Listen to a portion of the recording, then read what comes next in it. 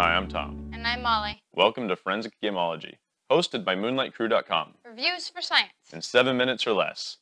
Temporum. Temporum, by the same designer as Dominion.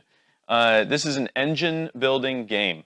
What's cool is that it's got a time travel theme in which you've got this, the setup with this, these little arrows that lead to different timelines. And so were I to change one timeline here, everybody below me, if I'm changing the past, so everybody in the future changes to a different timeline, which I think is such a cool concept, that if I do something in the past and change the timeline, everything kind of shifts around the people in the future and they move to a different set of circumstances. Yeah, I imagine people standing there and their just surroundings like Shift. And you're somewhere new. Star Trek style. Yeah, yes. So, on your turn, you get to move around in the current timeline, maybe change the timeline, and then take an action of any of the timelines you visit, 1 through 4. Generally, the first timeline scores a card, second draws, third plays, and the fourth does a bunch of wild different things. When you play cards, if you play a blue one, it stays in front of you, and you get to keep doing its action or reaping its benefit. If you play a gold one, it is discarded after one-time use. However, if you play these cards, you get the money in the middle that that's printed there, so you earn that money.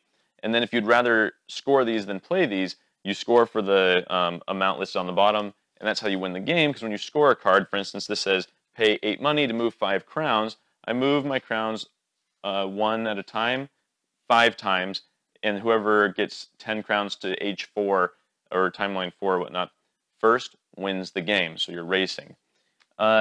Simplicity versus complexity. I would say this game is very simple. We picked it up from the BGG library at BGG-Con and read the rulebook and played.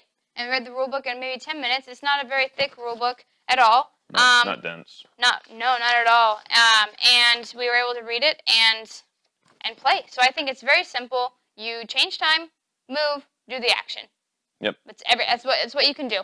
I agree. This is a simple game. There is some complexity, but any game has some complexity. This is easy to understand. It'll be easy to introduce to people.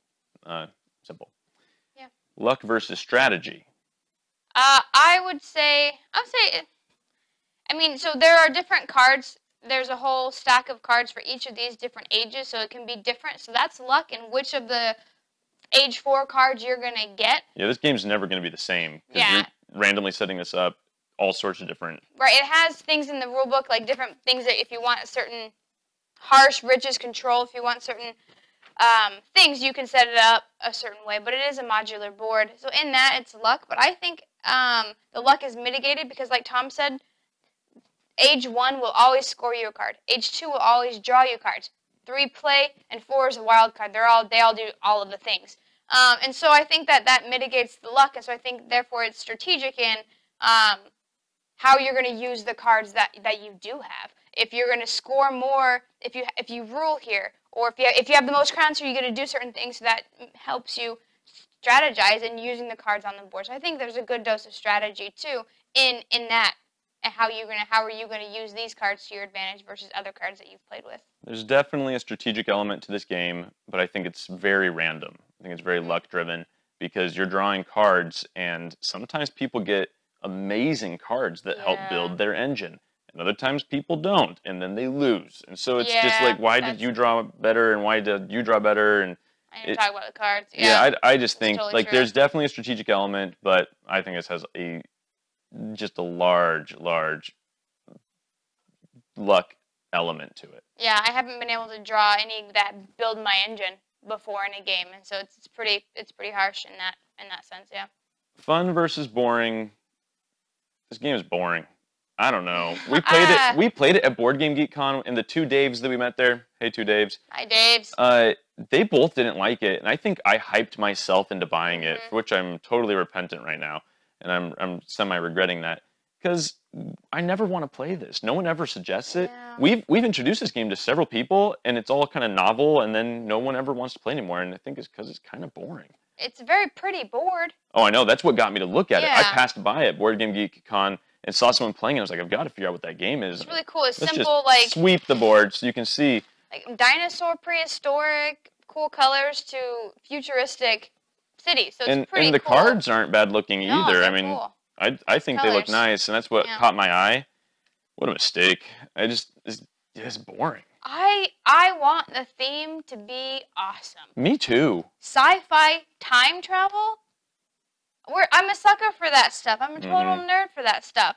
And like I said, I love the idea of woo, swishing your whole surroundings just changed because of something that happened in the past. Someone changed time in the past. I want it to be fun, but that theme doesn't come through at all. You just go to a different card and you're like, okay, now I'll go here. So yeah, I would say this is not on the funnest board game side that I've played. Right. GG rating. Probably a 5. I mean, if someone asked me to play this, I would play it. It's easy, it's fast, and it's. I mean, there's a game here, but I take it to leave it. Yeah, I would give it a 5 as well. Wow. Yeah. Yeah. Not my favorite. But it is quick, and so I'll play it if someone suggests it. But I'm not one to suggest it. Yeah, this is going to the trade list. Again, when we get to 500 subscribers and then any multiple of 500 after that, you could win a painting, glitter painting of your favorite superhero. So subscribe and tell all your friends. It could be you that wins. We've presented the evidence. You be the judge.